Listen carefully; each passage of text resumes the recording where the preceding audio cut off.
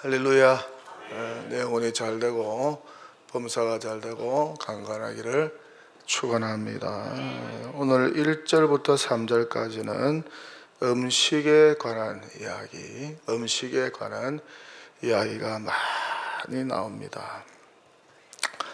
1절에서는 음식 먹을 때, 특히 관원과 함께 음식 먹을 때 높은 사람들하고 힘 있는 사람들하고 음식 먹을 때 그 사람이 누구인지를 깊이 생각하면서 먹으라고 합니다.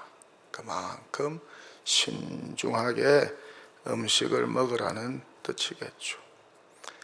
음식 먹다가 자기도 모르게 관원에게 큰 실수를 할 수 있기 때문입니다. 그렇잖아요. 음식이 너무 맛있어 가지고 기분이 좋으면 쓸데없는 말 하다가 관원의 기분을 상하게 하여서 어려움을 당하는 그런 경우도 있습니다.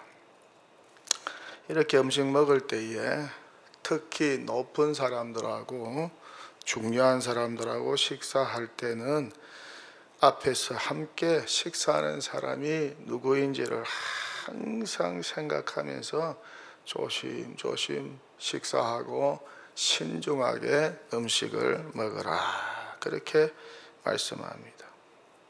2절에서는 음식을 탐하지 말라고 말씀합니다. 음식을 탐하면 차라리 목에 칼을 두라고 합니다. 무슨 말입니까? 식욕을 억제하라는 말이겠죠. 탐하면 죽음이 찾아온다. 그만큼 탐식이 건강에 좋지 않다는 것입니다. 그렇게 식탐은 안 좋습니다. 건강에 독약입니다. 그래서 세네카는 이런 말을 합니다. 식탐은 모든 악덕의 어머니다. 식탐은 모든 악덕의 어머니다. 음식을 탐하는 사람, 먹는 것밖에 모르는 사람은 동물과 다를 바가 무엇일까? 동물은요, 먹는 것밖에 몰라요. 아니면 이런 식탐은 일종의 질병이 아닐까?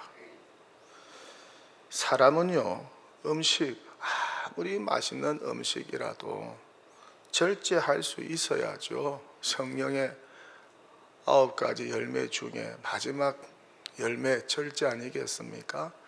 절제할 수 있어야 돼. 아무리 좋은 것이라도 절제할 수 있어야 합니다. 음식을 절제하고 소식하면 건강할 수가 있어요. 탐식, 폭식, 야식, 이 모든 음식 습관은 건강과 영혼을 해치는 일입니다. 어느 분이 그래요. 목사님, 나는 하루 2끼 합니다. 아침, 점심만 먹습니다. 저녁은 먹지 않습니다. 그리고 운동합니다. 그랬더니 그분 배를 보니까 배가 하나도 안 나왔어요. 기도하는 사람은 아랫배 나오면 안 됩니다. 여러분, 엘리야가 배가 나왔겠습니까? 안 나왔겠습니까? 갈멜산에 엎드려서 머리를 2 다리 사이에 쳐박고 기도를 했는데 배가 나오면 어떻게 그런 기도를 드리겠습니까? 3절에는 맛있는 음식을 탐하지 말라. 맛있는 음식일지라도 탐하지 말라고 합니다. 그것은 속이는 음식이라고 하죠. 보통 접대 음식이라고 합니다. 맛있는 음식을 대접하고 어떤 대가와 요구를 받아냅니다. 음식 먹고 나서 신사임당 뭉치도 건네고 엄밀한 청탁도 하지요. 그렇게 자기 사업을 위해서 불이한 청탁을 식탁에서 합니다. 그래서 맛있는 음식에 유혹받아서 미끼에 걸리면은 안 됩니다. 이런 초대에는 반드시 음주 가무와 향연이 따라오죠. 2차, 3차. 그러다가 인생 망치는 겁니다. 그리고 6절, 7절, 8절에서도 먹는 이야기를 합니다. 6절에서는 악한 자와 음식을 먹지 말라. 악한 자와 음식을 먹지 말라. 음식도 누구하고 먹느냐가 이게 굉장히 중요합니다. 악한 자하고는 절대 음식을 먹지 말라. 그렇게 말씀하고 있습니다. 악한 자의 맛있는 음식을 탐하지 말라. 그렇게 말씀합니다. 악한 자가 호화로운 별식 식탁에 초청해도 응하지 말라.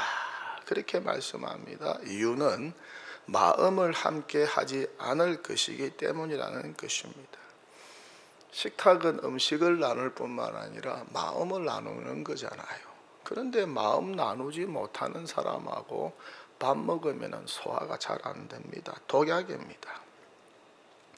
악한 자와 만나서 아무리 맛있는 음식을 먹어도 결국은 어떻게 된다는 것입니까? 그 모든 음식을 토하게 될 것이다. 토하게 될 것이라고 합니다. 왜냐하면 그 식탁에서의 대화가 무익하기 때문이라는 것입니다. 그렇게 악한 자와 식탁에서 맛있는 음식을 먹으면서 하는 대화는 쓸데없는 일이라고 합니다. 아무리 좋은 말을 해도 악한 자는 듣지 않을 것이고 오히려 업신여김을 당하게 될 것이라고 말씀하고 있습니다. 오래전입니다. 교회가 참 어려울 때 2012년으로 기억이 됩니다. 어느 힘있는 목사님이 점심때 어느 장로님과 신라 호텔 중식당 8선으로 나오라고 했습니다. 저는 이 식당이 무슨 식당인지도 모르고 신라 호텔 가본 적도 없고 그렇게 비싼 고급 식당인지 몰랐습니다. 당시 부임한 지 얼마 되지 않았고 다시 한국에 와서 한국 사정도 잘 모르고 이렇게 고급 호텔은 처음이고 또한 이렇게 비싼 고급 중식당도 처음이었습니다. 점심 식대는 누가 내냐고 물으니까 장로님이 하시는 말씀이 우리가 내야죠. 목사님 우리가 내야죠. 그렇게 말씀합니다. 처음에는 이해가 되지 않았습니다. 저의 상식으로는 만나자고 하는 사람이 식사비를 내는 줄 알았기 때문입니다. 그렇게 장로님과 함께 그 식당에 갔더니 대화를 하는데 좋은 대화는커녕 안 좋은 대화만 하는 것입니다. 그 힘있는 목사님이 저보고 제가 싫고 제가 동독에 담임된 것이 너무 싫다고 계속 그렇게 말씀하는 것입니다. 사임하는 게 낫겠다고 그러면서 자기 편에 서야 한다고 자기 라인에 서야 한다고 그게 살 길이라고 그렇게 처음부터 불편한 말씀을 계속하는 것입니다. 그래서 너무 불편하고 듣기 싫어서 너무 불의한 목사님 같고 정치꾼 목사 같아서 밥도 안 먹고 그냥 나와버렸습니다. 구역질이 났습니다. 어떻게 목사가 저럴 수 있을까? 타락해도 엄청 타락했어요. 정치꾼 중에 정치꾼입니다. 돈밖에 몰라요. 그날 또 돈을 좀 장로님이 마련해 간 것 같습니다. 줬는지 안 줬는지 저는 안 봤으니까 모르겠습니다. 힘든 교회, 어려움 당한 교회 덩쳐먹고 사는 목사, 이런 목사가 밥을 먹는 것이 정말 기가 차고 수치스러워서 나와버렸습니다.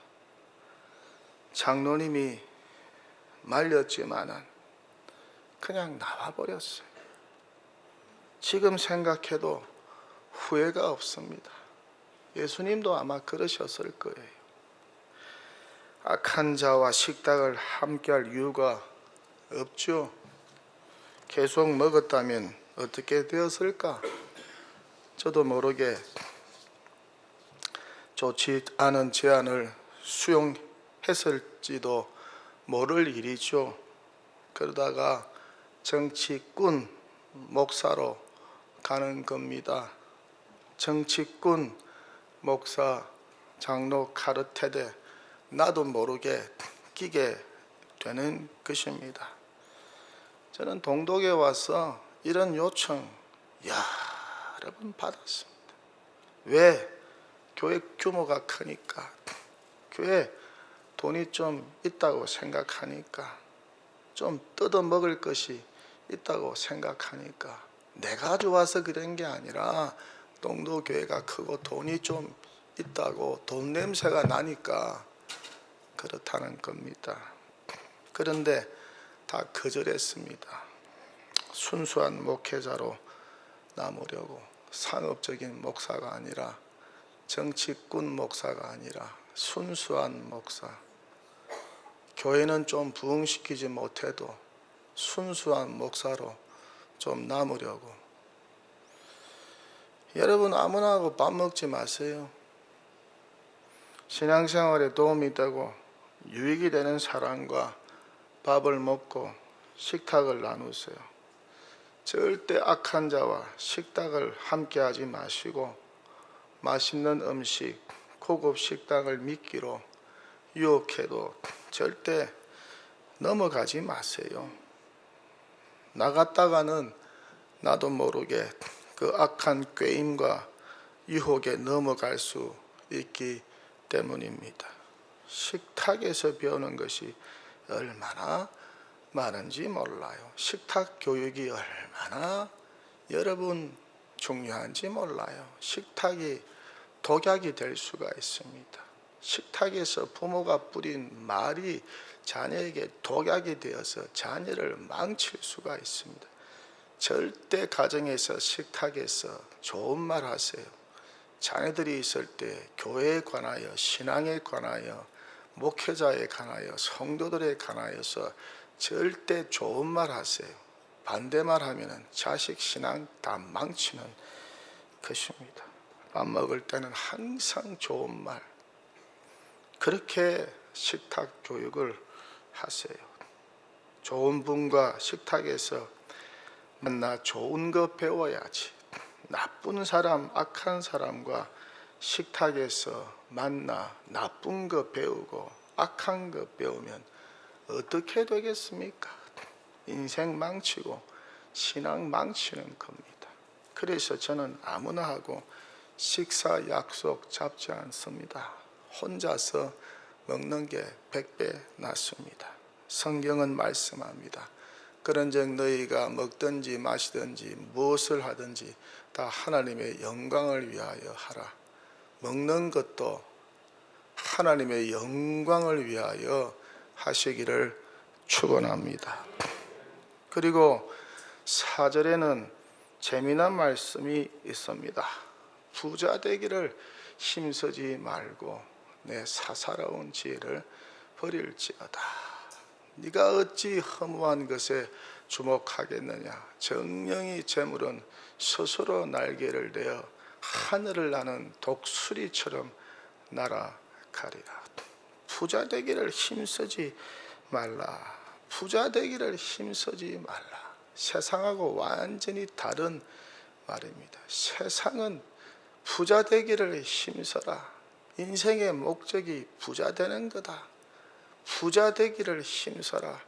부자 되는 것이 인생의 성공이라고 가르칩니다. 그렇습니다. 부자가 되면 얼마나 좋습니까? 다 부자 되려고 일하고 꿈꿉니다. 로또 추첨하는 날 10m, 20m, 로또 1등 하는 데는 100m까지 로또 사서 부자 되려고 합니다. 그런데 오늘 성경은 세상과 정반대로 부자 되려고 힘쓰지 말라고 합니다. 이유는 재물이, 돈이 스스로 날개를 내어서 독수리처럼 날아갈 수 있기 때문이라고 합니다. 돈에 날개가 달렸다고 비유합니다. 그 많은 돈이 금방 사라질 수 있기 때문이라고 합니다. 그렇습니다. 돈은 있다가도 없는 것이고 없다가도 있는 것입니다. 그러니 돈을 믿을 수 없습니다. 돈에는 신실성이 없습니다. 돈은 주인에게 절대 충성하지 않습니다. 그리고 언제든지 주인을 떠날 수 있습니다. 배신할 수 있습니다. 사라질 수 있습니다. 이렇게 갑자기 많은 돈과 재물이 사라지면 얼마나 허무하겠습니까? 또 믿고 살다가 인생 망치고 인생 종치고 인생 허무하게 사는 인생들 목회하면서 많이 보았습니다. 그래서 부자가 되려고 애쓰지 말라고 성경은 말씀하고 있는 것입니다. 이렇게 돈과 재물은 허물을 줄 수 있으니까 돈 너무 의지하지 말고 돈 너무 사랑하지 말라는 것이죠. 돈 사랑하지 말고 성경은 뭐라고 말씀합니다. 변함없으신 여호와 하나님, 신실하신 여호와 하나님, 약속을 지키시는 여호와 하나님, 우리의 인생을 지키시고 보호하시고 가장 좋은 것으로 인도하시는 여호와 하나님 한 분만을 의지하고 사랑하고 섬기라고 말씀합니다. 돈보다 하나님을 더 사랑하시기를 축원합니다. 설교를 마칩니다. 부자 되기를 힘쓰지 말고 평범한 중산층으로 사는 것을 꿈꾸며 이런 중산층의 삶에 만족하며 살아야 하지 않을까. 여러분, 중산층으로 사는 것도 엄청난 복입니다. 평범하게 사는 것도 엄청난 복입니다. 평범에 미치지 못하여 중산층에도 미치지 못하여 허우적대며 사는 인생들이 얼마나 많습니까? 너무 가난하지도 말고 너무 부하지도 말아야 하는 것입니다. 왜요? 너무 부하면은 교만하여서 부자들 보면 대부분 교만하죠. 너무 부하면은 교만하여서 하나님이 없다 그렇게 말을 하면서 하나님을 덩지고 떠날까 봐 너무 가난하면 어떻습니까? 시험에 드니까. 그러니 적당히 사는 것, 중상층의 삶이 가장 큰 축복이 아닐까. 5달란트 받은 자보다도, 1달란트 받은 자보다도, 2달란트 받은 자가 가장 복된 인생이 아닐까. 중산층으로 평범하게 사는 것이 가장 큰 축복이 아닐까. 이런 깨달음으로, 이런 은혜로 충만하게 살아가시는 복된 인생 되시기를, 지혜로운 인생 되시기를 축원합니다. 하나님 아버지,